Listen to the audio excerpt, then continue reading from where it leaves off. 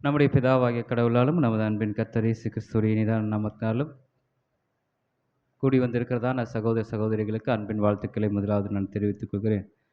விசேஷ விதமாக இந்த ராபோஜனத்தில் கலந்து கொள்ளவிருக்கிற நம் அனைவரையும் கடவுள் ஆசீர்வதித்து நம்முடைய பாவங்களை மன்னிக்க கிருபையும் இரக்கமும் பாராட்ட வேண்டும் என ஜெபிக்கிறோம்.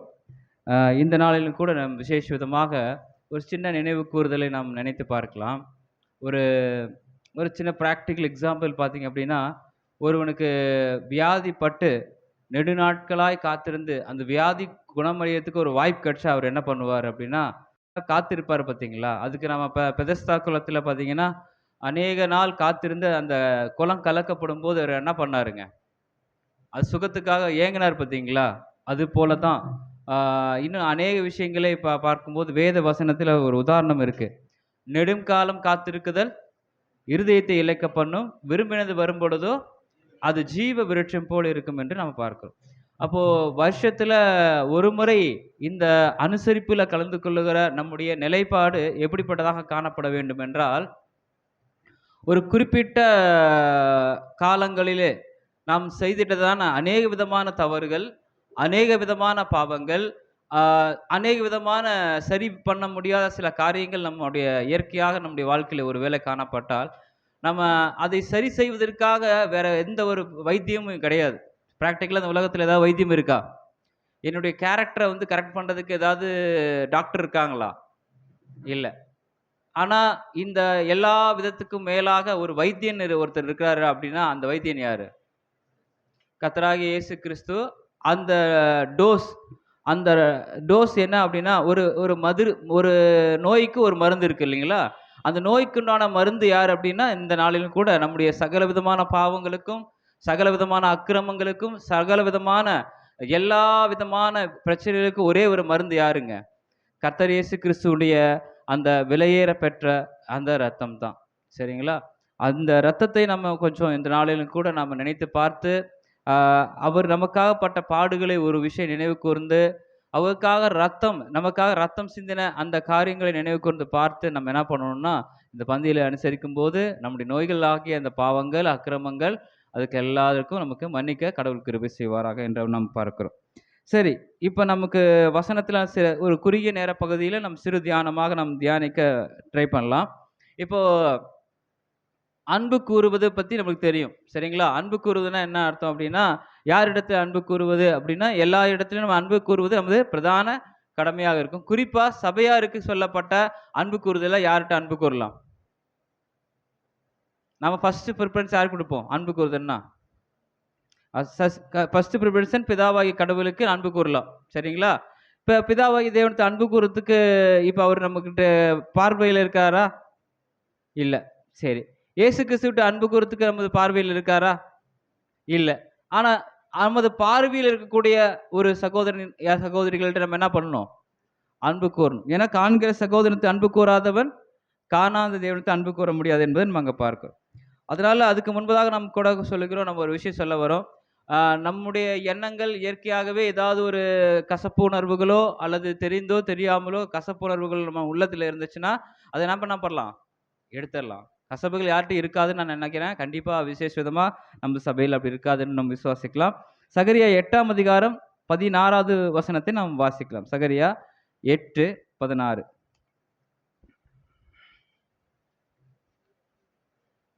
சகரியா 8ஆம் அதிகாரம் 16வது வசனம்.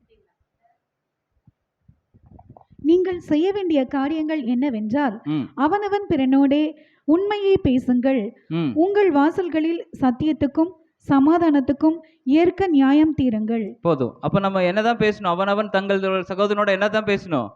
உண்மைதான் பேசணும். சரிங்களா? அந்த உண்மையை எப்படி நம்ம பார்க்கணும் அப்படின்னா, அந்த உண்மை பார்த்தீங்கன்னா, இப்ப இன்னும் யோவான் 15ஆம் அதிகாரம் 9ஆம் வசனத்துல பாருங்க. யோவான் 15:9 வாசிக்கலாம். இப்ப கர்த்தர் இயேசு கிறிஸ்துவுடைய ஸ்டேட்மெண்ட் நம்ம அங்க வாசிக்கிறோம். கர்த்தர் இயேசு கிறிஸ்துவுடைய ஸ்டேட்மெண்ட், பிதா என்னில் அன்பா இருக்கிறது போல, பிதா என்னிடத்தில் அன்பா இருக்கிறது போல, பிதா யாரிடத்தில் அன்பா இருக்காரு? எல்லா என்னில். இது கொஞ்சம் தியானத்துக்குள்ள நம்ம வரணும். ஏன்னா கண்டிப்பா தியானம் பண்ணி தான் நீங்க இதுல புரிஞ்சுக்கிட்டீங்கன்னா தான் நம்ம பாடம் கரெக்டா அங்க ரீச் ஆகும். அப்போ நீங்க என்னன்னு பாரு, பிதா யாரிடத்துல அன்பா இருக்காரு? என்னில். பிதா என்னில் அன்பா இருக்கிறது போல, இது யார் பேசுறது? இயேசு கிறிஸ்து. பிதா இயேசு. என்னில் அன்பா இருக்கிறது போல.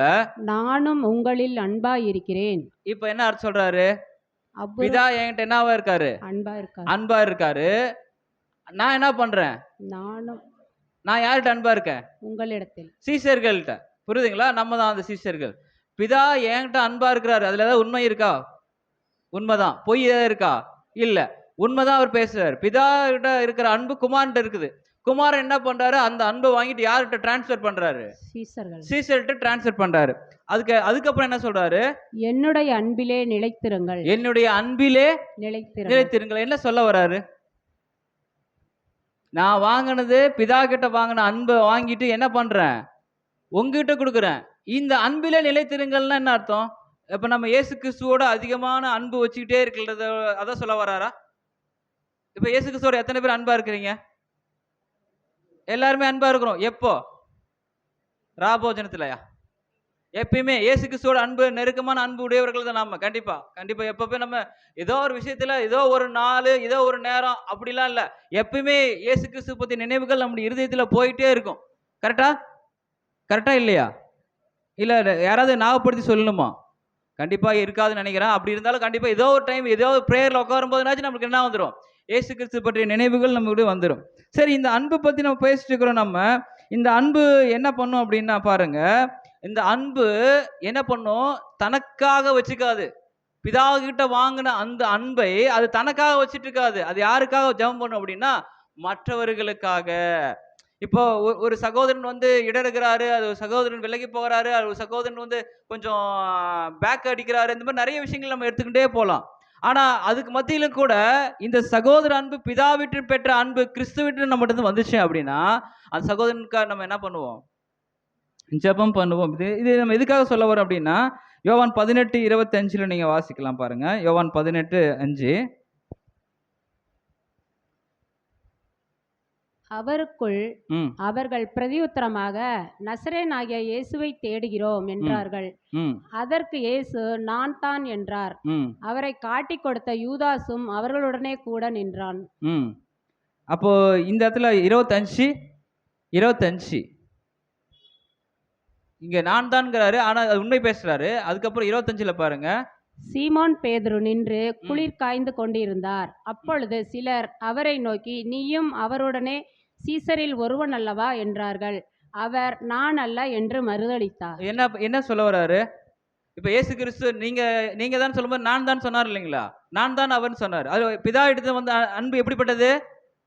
உண்மையான அன்பு. அவர் சொன்னது அப்படியே உண்மைன்னு சொல்லிட்டாரு. இப்ப இங்க இதே அன்பு குமாரனிடத்து இப்ப வாங்கின அந்த அன்பு, குமாரனுடைய அன்பிலே நிலைத்திருங்கள் என்று வேதவசனம் சொல்லுது. குமாரனுடைய அன்பில் நிலைத்திருந்தால் என்ன பண்ணுவோம்? குமாரன் யாருன்னு சொல்லணுமா இல்லையா? Very simple.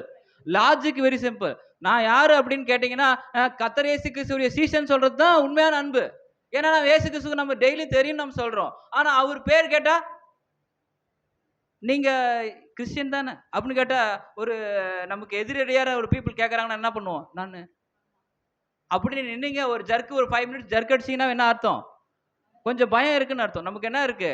நான் சீஷன் சொல்றதுக்கு கொஞ்சம் தைரியம் இல்லைன்னு அர்த்தம். அப்ப என்ன சொல்றாரு? நீங்கள் சீஷன் ஒருவன் அல்லவா என்றார்கள். அவன் என்ன சொல்றாரு? நாங்க இல்லைங்க. நாங்க இல்ல. பேதுருக்கு பேர் என்ன? தைரியமானவரு. உங்களோட சாவறதுக்கு நான் தயாரா இருக்கிறேன்னு சொன்னவரு. புரியுதுங்களா? சாவிலும் எல்லா இடத்துலயும் நான் வருவேன்னு சொன்னவரு. ஆனா திடீர்னு ஒரு சிம்பிள் கொஸ்டின்ல என்ன ஆயிட்டாரு? நான் அல்ல. நான் உங்கள ஒருத்தரன் கிடையாது. அதுதான் அப்ப கிறிஸ்டியானிட்டி அப்படின்னா, ஒரு சீஷன் என்பவன் பிதாவினிடத்தில் பெற்ற உண்மையை குமாரனில் காண்பித்த அந்த உண்மையை நாம் வெளிப்படுத்துகிறவர்களாக இருந்தால் அவங்க யாரு? யாருடைய சீஷர்கள்? ஆனா கிறிஸ்து பேரை மட்டும் சொல்ல மாட்டோம். கிறிஸ்துவின் பேரை சொல்லலன்னா அதுக்கு பேர் சீஷனா அப்படின்னா இல்ல. ஏன் அது என்ன காலம், என்ன காரணம் ஆயிடுச்சு அப்படிங்கறத நம்ம இன்னைக்கு பார்க்க போறோம். அப்போ இன்னும் கூட இப்ப பாருங்க, அப்படி சொன்ன அந்த விஷயம் யாருக்கு தெரிஞ்சிருக்கிறது வாய்ப்பு இருக்கு? இப்படி மறுதலித்த பேதுருவுடைய விஷயம் யாருக்கு தெரிஞ்ச வாய்ப்பு இருக்கு? இயேசு கிறிஸ்துக்கு தெரியுமா தெரியாதா? ஏன்னா அவர் இருதயங்களை ஆராய்கிறவர். இப்ப நாம என்ன பண்ணோம்? என்னை பத்தி நீ சொல்லல, இப்ப இப்ப நான் உனக்கு என்ன பண்றேன்னு சொல்லி என்ன பண்ணோம்? ரெடிமேடா ஒரு ஆக்ஷன்லாம் வைக்கல. அவர் பிரதானமா என்ன பண்றாரு அப்படின்னா, லூக்கா 23ஆம் அதிகாரம் 31 மற்றும் 32 நீங்கள் வாசிக்கலாம் பாருங்க. அவருக்கு எல்லாம் தெரியும், இவர் மறுதலிக்க போறாருங்கிற விஷயம் எப்படி தெரியும்? முன்னமே தெரியும். அப்ப என்ன பண்றாரு அப்படின்னா, வசனம் வாசிக்கலாம். பச்சை மரத்துக்கு இவைகளை செய்தால் பட்ட மரத்துக்கு என்ன செய்ய மாட்டார்கள் என்றார். குற்றவாளிகளாகிய வேறே 2 பேரும் அவரோட கூட கொலை செய்யப்படுவதற்கு கொண்டு போகப்பட்டார்கள். இல்ல, இந்த உத்தரவு கேட்டுக்கொண்டான் அப்படிங்கிறது ஒரு வசனம் இருக்கு. புடைக்கிறதுக்காக உத்தரவு கேட்டுக்கொண்டான் அப்படின்னு இருக்கு. அது வசனம் இருக்குங்களா? வசனம் இருந்தா அது வாசிச்சு பாருங்க. அது பாருங்க, அதுல சாத்தான் உங்களை புடைக்கிறதுக்கு உத்தரவு, இது வசனம் உங்களுக்கு தெரிஞ்ச விஷயம் தான். சாத்தான் என்ன பண்றாரு? உங்களுக்கு புடைக்கிறதுக்கு உத்தரவு கேட்டுக்கொண்டான். அப்ப நானும் என்ன பண்றேன்? உன் விசுவாசம் ஒளிந்து போகாதபடி உனக்காக நான் என்ன பண்றேன்? இது யார் செய்வாங்க? பிதாவிடம் வாங்கின அந்த உண்மையான அன்பை கிறிஸ்து என்ன பண்றாரு? தன்னுடைய பிள்ளைகளுக்காக என்ன பண்றாரு? அதை வெளிக்காட்டுறாரு. நீங்க மறுதலிச்சுக்க கூடாது, நீங்க காப்பாற்றப்படுங்கிறதுக்காக உன் விசுவாசம் ஒளிந்து போகாதபடி நான் என்ன பண்றேன்? 22 அதுதான் நான் சொன்னேன். 23 வச்சிட்டீங்களா? ஓகே. 22, 22, 23, 22, 31 மற்றும் 32 வாசிங்க. பின்னும் கர்த்தர், சீமோனே சீமோனே, இதோ கோதுமையை சுலகினால் புடைக்கிறது போல சாத்தான் உங்களை புடைக்கிறதற்கு உத்தரவு கேட்டுக்கொண்டான். நானோ உன் விசுவாசம் ஒழிந்து போகாதபடி. பாருங்க, நானோ அப்படின்னா நான் பிதாவுடைய பிள்ளை. நான் என்ன பண்றேன்? உங்கள் விசுவாசம் ஒழிந்து போகாதபடிக்கு உனக்காக வேண்டிக் கொண்டேன். நீ குணப்பட்ட பின்பு உன் சகோதரரை ஸ்திரப்படுத்து என்றார். இதுதாங்க பாஸ் பண்றாரு. அன்பை என்ன பண்றாரு? ஒரு இடத்துல இருந்து இன்னொரு இடத்துக்கு டிரான்ஸ்ஃபர் பண்றாரு. நீங்க இந்த அன்பை எடுத்துட்டு போய் இன்னொரு இடத்துல கொடுங்க. நீ என்ன மறுதலிச்ச, ஆனா நான் உன்னை என்ன பண்ணல, நான் உன்னை மறுதலிக்க, நான் உன் விசுவாசம் ஒழிந்து போகாதபடி உனக்காக ஜெபம் பண்றேன். அது மட்டும் இல்ல, நீயும் சரியான பின்பு என்ன பண்ணு. அதுதாங்க அங்க இருக்கிற அந்த அன்புடைய டிரான்ஸ்ஃபார்மேஷன் நம்ம அங்க பாக்குறோம். அப்போ நம்ம இன்னைக்கு கடவுள் எவர் மேல ஒருத்தர் அன்பு வைக்கிறாரோ, அந்த அன்பு வைக்கிற ஒரு விஷயத்த மற்றவங்க கிட்ட நம்ம என்ன பண்ணணும்? டிரான்ஸ்ஃபர் பண்ணணும். ஒரு இடத்துல இருந்து அப்படியே வச்சுக்காம அந்த டிரான்ஸ்ஃபரேஷன் எல்லாத்துக்கும் கொடுக்கும்போது தான் கிறிஸ்துவோடைய அன்பு வெளிப்படுது. அது பிதாவினுடைய அன்பாகவே காணப்படுகிறது என்பதை நம்ம அங்க புரிந்து கொள்ள வேண்டும் என்று நாம் பார்க்கிறோம். அப்போ திடீர்னு ஒருத்தர் அன்பு கூறுன்னு சொன்னா நம்மளால கோர முடியாது. திடீர்னு போய் அன்பு கூறுனா கோர முடியாது. ஆனா இப்ப அன்பு கூறதுக்கு என்ன தகுதி? ஒருத்தர்கிட்ட நம்ம அன்பு கூறதுக்கு என்ன தகுதி எதிர்பார்க்கலாம்? இப்ப நான் இருக்கேன்னா, நீங்க எல்லாம் ஒவ்வொன்றும் கிட்டத்தட்ட தூரமா இருக்கிறீங்க. யாருன்னு கூட நம்ம ஒரு காலத்துல தெரியாது. இப்போ நம்மளுக்கு தெரியும். ரைட், ஓகே, அன்பு தெரியும். ஆனா எது நிமித்தம் நீங்க என்கிட்ட அன்பு கூறணும்? என்ன காரணம்? நான் உங்ககிட்ட பக்கபலமா இல்ல, பணபலமாவும் இல்ல, பக்கபலமாவும் இல்ல, ஹெல்ப்பும் பண்றது இல்ல, எதுவுமே பண்றது இல்லை. நீங்க என்கிட்ட அன்பு வைக்கணும். என்ன காரணம்? இதை அன்பு வைக்க வேண்டிய ஏதாவது தீர்மானம் எதாவது இருக்கா? ஏதாவது கட்டாயம் இருக்கா? ஏதாவது இருக்கா? இது எதுவுமே இல்லைங்கிற மாதிரில பேசுறீங்க. எதாவது இருக்கான்னா எதுவுமே இல்லைங்க சார். எதுவுமே இல்லை. நீங்க உங்கள்கிட்ட அன்பு வைக்கிறதுக்கு என்ன இருக்குது? நீங்களாம் அப்படிங்கிற மாதிரிலாம் நம்ம நினைக்கலாம். ஆனா அதனுடைய முக்கியத்துவம் என்ன அப்படின்னா, அன்பு வைக்கிறதோட முக்கியமான நோக்கம் என்னன்னா, உங்கள் மீது யார் அன்பு வச்சிருக்கிறாங்க? கிறிஸ்து. பிதாவுடைய அன்பு குமார்ல டிரான்ஸ்பர் ஆச்சு. குமார்ல அன்பு சீசர்கள்ட்ட டிரான்ஸ்பர் ஆச்சு. டிரான்ஸ்பர் ஆன அந்த சீசர்கள்ட்ட அன்பு வந்துச்சுன்னா, அந்த அன்பு யார் வச்ச அன்புன்னு பார்க்கும்போது, கிறிஸ்து வைக்கிற அன்பு வச்சா அந்த அன்பு பிரதிபலிப்பு பார்க்கும்போது நம்ம மேல வச்ச கிறிஸ்துவோடைய அன்பும் இப்பதான் அந்த ரிலேஷன்ஷிப் அங்க மேட்ச் ஆகுது. உங்க மேல கிறிஸ்துவே அன்பு வச்சுட்டாரா? அப்ப நான் உங்க மேல அன்பு என்ன பண்ணணும்? வைக்கணும். ஏன்னா கிறிஸ்துவனுடைய அன்பு உங்ககிட்ட இருக்கா இல்லைங்களா? ஏன்னா அது உங்களை மன்னிச்சிருக்கிறாரு. சரி, இது கொஞ்சம் டீப்பா போகும். இது நீங்க கொஞ்சம் வாசிக்கலாம் பாருங்க. யோவான் 17ஆம் அதிகாரம் 8ஆம் வசனத்தை பாருங்க. இப்ப நீங்க கொஞ்சம் கிளியர் ஆகும். இந்த வசனம் படிக்கும்போது உங்களுக்கு கிளியர் ஆகும். யோவான் 17ஆம் அதிகாரம் 8ஆம் வசனம். நீர் எனக்கு கொடுத்த வார்த்தைகளை நான் கவனமா பாருங்க. நீர் எனக்கு கொடுத்த வார்த்தைகளை நான் என்ன பண்ணேன்? அவர்களுக்கு. யாருக்கு? சீசர்களுக்கு கொடுத்தேன். யார்கிட்ட பேசுறாரு? பிதா கிட்ட பேசுறாரு. பிதா கொடுத்த வார்த்தைகளை யாருக்கு கொடுத்துட்டாரு? சீசர்கிட்ட கொடுத்தேன். அவர்கள் அவைகளை ஏற்றுக்கொண்டு எதை ஏத்துட்டாங்க? வார்த்தைகள்னா சத்தியங்களை ஏத்துக்கிட்டாங்க. அவர்கள் அந்த சத்திய வார்த்தைகளை உம்முடைய வார்த்தைகளாகவே ஏத்துக்கிட்டாங்க. ஏத்துக்கிட்டு நான் உம்மிடத்திலிருந்து புறப்பட்டு வந்தேன் என்று ஆ. நிச்சயமாய் அறிந்து ம். நீர் என்னை அனுப்பினீர் என்று விசுவாசித்திருக்கிறார்கள். நீர் என்னை அனுப்பினீர் என்று விசுவாசித்திருக்கிறார்கள். பிதா குமாரனுக்கு கூடிய ரிலேஷன்ஷிப் யார் யாருக்கெல்லாம் புரியுதோ அவங்கெல்லாம் யாரு? சீசர். அவருடைய சீஷர்கள். இப்ப இயேசு கிறிஸ்து யாருன்னு நம்ம நம்புறோம்? பிதாவுடைய குமாரன் நம்புறோம். அவர்களுக்காக நம்ம என்ன பண்றோம்? இந்த விஷயத்தை நம்ம படிக்கிறோம் என்று விசுவாசித்திருக்கிறார்கள். 17:9 வாசிங்க, இப்ப புரியும் உங்களுக்கு. நான் அவர்களுக்காக வேண்டிக் கொள்கிறேன், நான் அவர்களுக்காக வேண்டிக் கொள்ளுகிறேன், உலகத்துக்காக வேண்டிக் கொள்ளாமல். இப்ப ஸ்டாப் பண்ணுங்க. இப்ப அந்த அன்பு யார்கிட்ட இருக்குது? சீசர்கள். சீஷர்கள்லாம் யாரு? நாம தான்.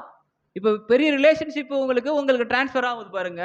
நான் அவர்களுக்காக வேண்டிக் கொள்கிறேன்ங்கிறாரு.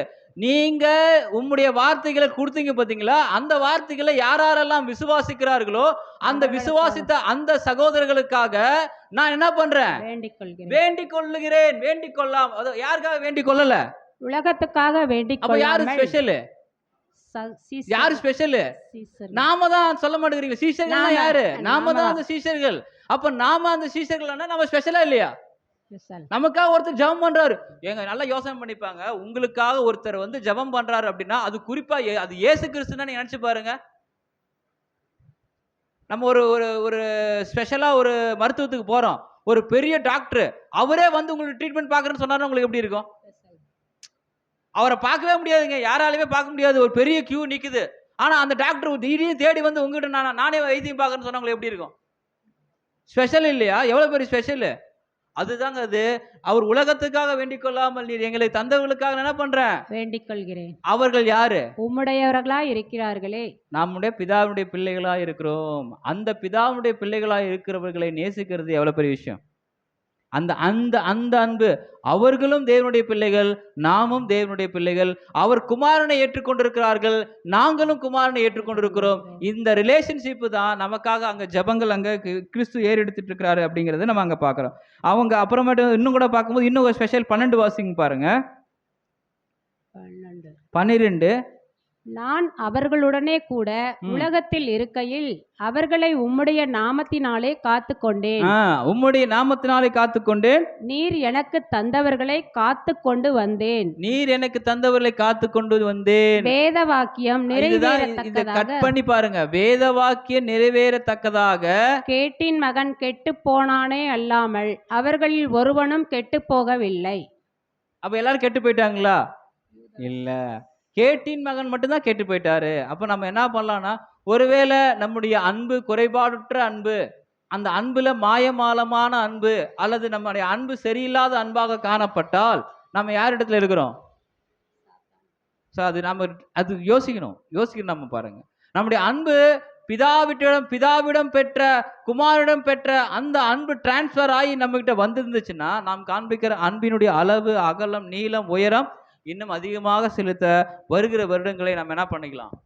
இன்னும் அதிகமாக நம்ம செயல்படுத்த முயற்சிக்கலாம். ஏன்னா அவர் இன்னும் வசனம் 15 பார்க்கும்போது அவர் தீமையினின்று காக்கும்படி வேண்டிக் கொள்கிறேன், வேண்டிக் கொள்கிறேன். அவங்க இது எப்படி பேதுருக்காக கர்த்தர் இயேசு கிறிஸ்து ஜெபம் பண்ணாரோ, யூதாஸ்க்காக ஜெபம் பண்ணிருப்பாரா? பண்ணிருக்க மாட்டாரா? பேதுருக்காக பார்த்தாரு. கண் பார்வையிலே இப்ப பேதுருவை எப்படி பார்த்தா, எப்படி அவர் குணப்படுத்தினார்? பேதுருவை ஏதாவது பெரிய பிரசங்கம் பண்ணாரா? பெரிய பிரசங்கம் பண்ணாரா? 3 பார்வை பார்த்துருப்பாரு. அந்த பார்வையிலே அவர் என்ன ஆயிட்டாரு? கரெக்டா குணம் ஆயிட்டார். அப்போ யூதாஸ் காரியத்துக்கு எத்தனையோ மனுஷகுமாரனை முத்தத்தினாலேயே காட்டி கொடுக்குறாரு, நிறைய விஷயம் பேசிட்டு இருக்காரு. நிறைய விஷயங்கள் அது சொல்லலாம். ஆனா நம்முடைய அன்பு பார்த்தீங்கன்னா, பிதாவிடத்திலிருந்து வந்த அன்பு குமாரனிடத்தில் இருக்குது. குமாரனிடத்துல வந்த அன்பு நம்ம கிட்ட இருக்குதுன்னா அந்த அன்பு அளவற்றது. அது அளவிட முடியாத ஒரு அன்பாகவே அங்க காணப்படுகிறது. அப்போ நம்ம என்ன பண்ணலாம் அப்படின்னா, வசனம் வாசிக்கலாம். யோவான் 8ஆம் அதிகாரம் 29வது வசனம். யோவான் 8:29. என்னை அனுப்பினவர் என்னுடனே கூட இருக்கிறார். என்னை அனுப்பினவர் யாரு? பிதா. பிதா யாரோட கூட இருக்கிறாரு? கர்த்தர் இயேசு கிறிஸ்துவோட கூட இருக்கிறாரு. பிதாவுக்கு பிரியமானவைகளை நான் எப்பொழுதும் செய்கிறபடியால் அவர் என்னை தனியே இருக்க விடவில்லை என்றார். இதுதான் ஒரு பாடம் கொடுக்கிறார், ஒரு இன்ஸ்ட்ரக்ஷன் கொடுக்கிறார், ஒரு பாடம் எடுக்கிறார். என்ன பாடம் எடுக்கிறார் அப்படின்னா, இப்ப பிதா என்ன சொல்றாருன்னா, என்னை அனுப்பினவர்னா இயேசு கிறிஸ்துவை அனுப்பினவர் பிதா. அவர் எப்பொழுதும் அனுப்பிட்டு எங்க இருக்காரு? பிதா அனுப்பிட்டு சும்மாலாம் இல்லை, குமாரனை அனுப்பிட்டு அவர் சும்மா இல்லை, அவர் யாரோட தான் இருக்காரு? குமாரனோடயே இருக்கிறாரு. அப்படி குமாரனோட இருக்கிறதுனால என்ன சொல்றாரு அப்படின்னா, என்னை அனுப்பியவர் என்னோட கூட இருக்கிறார், பிதாவுக்கு இப்பதான் பாடம் எடுக்கிறார். என்ன பாடம் எடுக்கிறாருன்னா, பிதாவுக்கு பிரியமானதை செய்கிறபடியால். அங்க வாசிச்சு பாருங்க, பிதாவுக்கு பிரியமானவைகளை நான் எப்பொழுதும் செய்கிறபடியால். இதை நம்ம எடுத்துருவோம். பிதா என்னோட கூட இருக்கிறாருன்னா நம்ம உடனே சொல்லுவோம் என்னோட கூட இருக்கிறாருன்னு. எப்ப இருப்பாரு? அவருக்கு பிரியமானவைகளை, பிதாவுக்கு பிரியமானவைகளை எப்பொழுதும் செய்கிறபடியால்.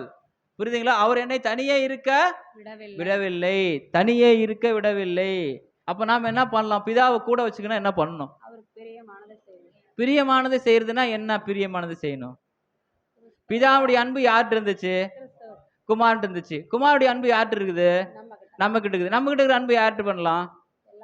எல்லாத்துக்கிட்டையும் காட்டணும். புரியுதுங்களா? கிறிஸ்துவை வெளிப்படுத்தணும். கிறிஸ்துவை வெளிப்படுத்தும் போது பிதாவுக்கு பிரியமானது ஆட்டோமேட்டிக்கா செய்ய ஆரம்பிச்சிடறோமா? அப்ப கிறிஸ்துவை வெளிப்படுத்தும் போது பிதாவுக்கு பிரியமானவைகளாக நம்ம மாறிடுறோம். அப்ப அவர் தனிமையா இருப்பாரா? நம்ம தனியா இருக்க விட்டுருவாரா? பாடுகள் வந்தாலும் தனியா இருக்க விட மாட்டாரு, பிரச்சனைகள் வந்தாலும் தனியா இருக்க விட மாட்டார். அவர் அவர் அவர் நம்மோட கூடவே அப்பொழுது இருப்பார். அப்போ இந்த ஒரு விஷயம் நம்ம எப்போது ஃபாலோ பண்ண ஆரம்பிக்கிறோமோ கண்டிப்பாக அவருடைய அன்பு நம்மோட கூட எப்பொழுதுமே இருக்கும் என்பது இதுக்கு ஒரு உதாரணம். இதே யோவான் 15:10 வாசிக்கலாம்.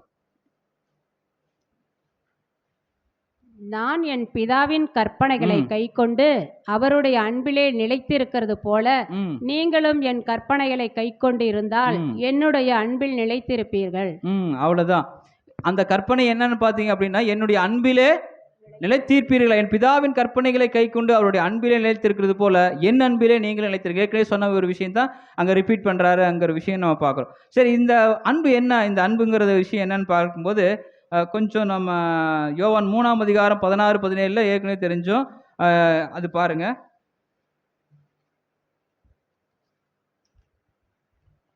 தேவன் தம்முடைய ஒரே பேரான குமாரனை விசுவாசிக்கிறன் எவனோ அவன் கெட்டு போகாமல் நித்திய ஜீவனை அடையும்படிக்கு அவரை தந்தருளி இவ்வளவாய் உலகத்தில் அன்பு கூர்ந்தார். அப்போ என்ன கொடுத்து அன்பு கூர்ந்தாரு? ஜீவனையே கொடுத்து அன்பு கூர்ந்தார் பிதா. அதாவது பிதா பிதாவுக்கு ஒரு வேலை செஞ்சது குமாரன். எப்பா, நான் உங்கள்கிட்ட அன்பு காட்டுற அன்பு வச்சிருக்கிறதுக்கு என்ன நான் நிரூபிக்கணும் நீங்க சொல்லுங்க. இப்ப நான் உங்கள்கிட்ட அன்பு வைக்கிறதுக்கு நான் என்ன பண்ணணும் அப்படின்னா என்ன பண்ணாரு? அவரு ஜீவனை கொடுத்துட்டாரு இல்லைங்களா? பிதா கிட்ட நான் உண்மையான அன்பு வச்சுக்கிறது நான் என் ஜீவனையே கொடுத்துட்டேன்.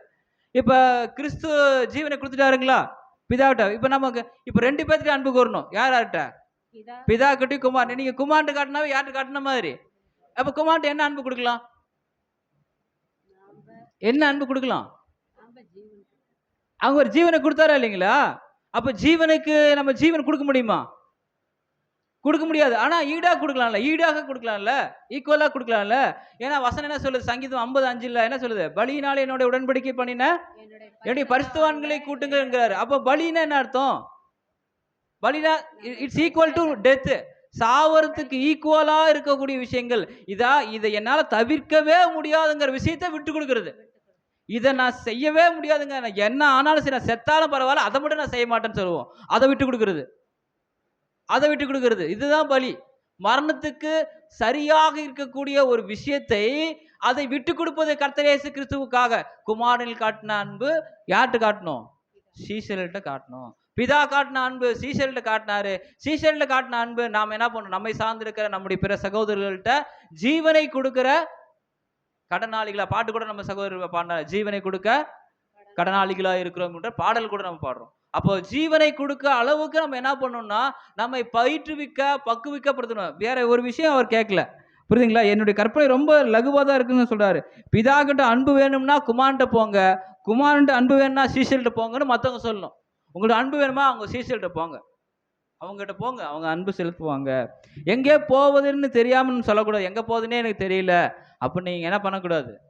சொல்லக்கூடாது. ஏன்னா அந்த அன்பில் குறைவுகள் இருந்தால் மாத்திரம்தான் அந்த மாதிரி விஷயங்கள் நாம் சொல்வதற்கு வாய்ப்புகள் இருப்பதாக நம்ம பார்க்குறோம். அப்போ பிதாவின் அன்பு குமாரனையே கொடுத்தது, கிறிஸ்துவின் அன்பு அது அப்படியே நிறைவேற்றினது. நாம் என்ன பண்ணலாம் அப்படிங்கிறது நம்ம பார்க்கணும். நம்முடைய அன்பு எப்படி இருக்கலாம்? இந்த 2 பேருக்காக, பிதாவுக்காகவும் குமாரனாகவும் நாம் என்ன பண்ணலாம்? கொஞ்ச நேரத்தில் நம்ம என்ன பண்ண போகிறோம்? கொஞ்ச நேரத்துக்கு அப்புறம் என்ன நடக்கும்? ராபோஜன பந்தியில் அப்பம் மற்றும் திராட்சை ரசம் குடிச்ச உடனே நான் என்ன நடக்கும்? என்ன நடக்கும்னு நீங்கள் நினைக்கிறீங்க? நான் என்ன நடக்கும்னு நினைப்பேன்?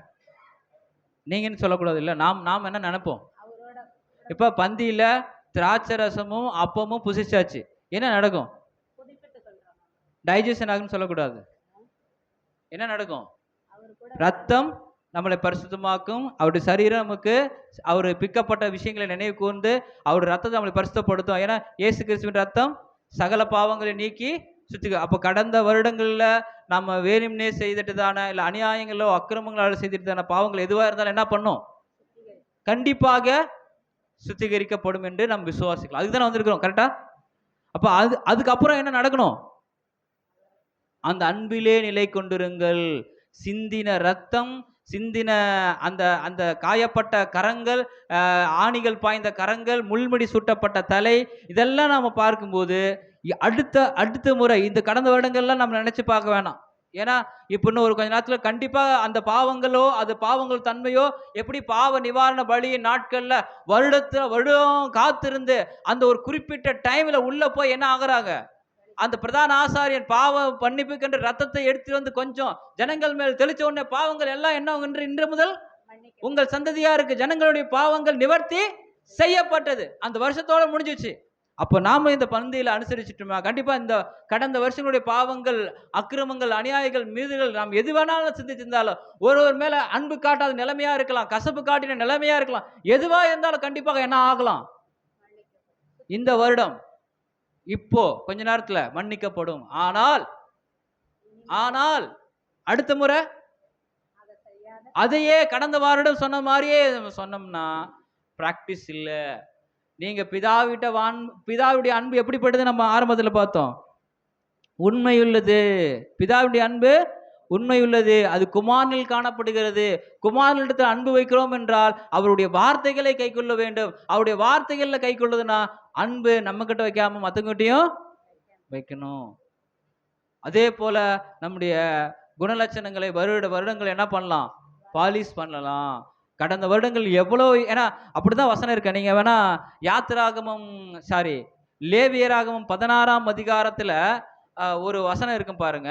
நீங்க எடுத்து நான் ஞாபகம் இல்லை. லேவியராகமம் 16ஆம் அதிகாரம் 34 அந்த ரேஞ்சில் இருக்கும் பாருங்க. அவங்களுடைய அக்கிரமங்களுக்காக அந்த ரத்தம் சிந்தப்பட்டதுன்னு இருக்கும் பாருங்க. அவருடைய அக்கிரமங்கள், அவர்களுடைய அநியாயங்கள், அந்த வசனம் நீங்க எடுத்துருங்க. லேவியராகமம் 16ஆம் அதிகாரத்துல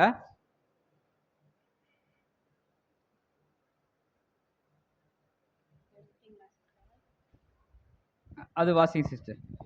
இப்படி வருஷத்தில் ஒரு முறை இஸ்ரவேல் புத்திரருக்காக அவர்களுடைய சகல பாவங்களுக்கும் இஸ்ரவேல் வருஷத்துக்கு ஒரு முறை அவருடைய சகல பாவங்களுக்காகவும் பாவ நிவர்த்தி செய்வது உங்களுக்கு நித்திய கட்டளையா இருக்க கடவது என்று சொல் என்றார். கர்த்தர் மோசேக்கு கட்டளையிட்டபடியே. போதும். அதுக்கப்புறம் கீழே பாத்தீங்கன்னா அவங்க அக்கிரமங்களுக்கு, ஜனங்களுடைய அக்கிரமங்கள், ஜனங்களுடைய மீறுதல்கள்னு சொல்லி வசனம் லேவியராகமம் 16ஆம் அதிகாரத்திலே வரும். அப்போ ஜனங்களுடைய அக்கிரமங்கள், மீறுதல் எல்லாவற்றிற்காகவும் ஒரு வருடத்தினுடைய அந்த விஷயங்கள் அங்க நிவர்த்தி செய்யப்படுவது. அது ஒரு மனிதனால் தெரிந்து கொள்ளப்பட்ட எந்த பிரதான ஆசாரியனும் பாவங்களுக்காக அவர் என்ன பண்ணணும்? பாவ நிவர்த்தி செஞ்சு உள்ள போக முடியும். அப்போ அதுவே ஒரு மனுஷனுடைய பாவங்களை பூர்த்தி செய்யுமானால் கர்த்தரே கிறிஸ்துவுடைய விலையேற பெற்ற ரத்தம் என்ன பண்ணும்? நம்மள பாவங்களை சுத்திகரிக்க மாட்டாதா? இந்த நிச்சயத்தோடு தான் உள்ள போகணும். நிச்சயம் இல்லாதவனா இதுல கலந்து கொள்ள வேண்டாம். கண்டிப்பாக நம்முடைய மீறல்களோ நம்முடைய அக்கிரமங்களோ கண்டிப்பாக இனி நினைக்கப்பட போவதில்லை என்று நினைத்தால் கண்டிப்பா என்ன பண்ணலாம்? இதில் நம்ம அனுசரிக்கலாம். கண்டிப்பாக அப்படிதான் நம்ம எல்லாரும் நினைக்கலாம். பொறுமையோட கட்டல் உங்க அனைவரையும் கடவுள் தாமே ஆசீர்வதிப்பாக. தொடர்ந்து கடவுள் கிருபையும் இரக்கமும் பாராட்டுவார் என்று நம்புகிறோம்.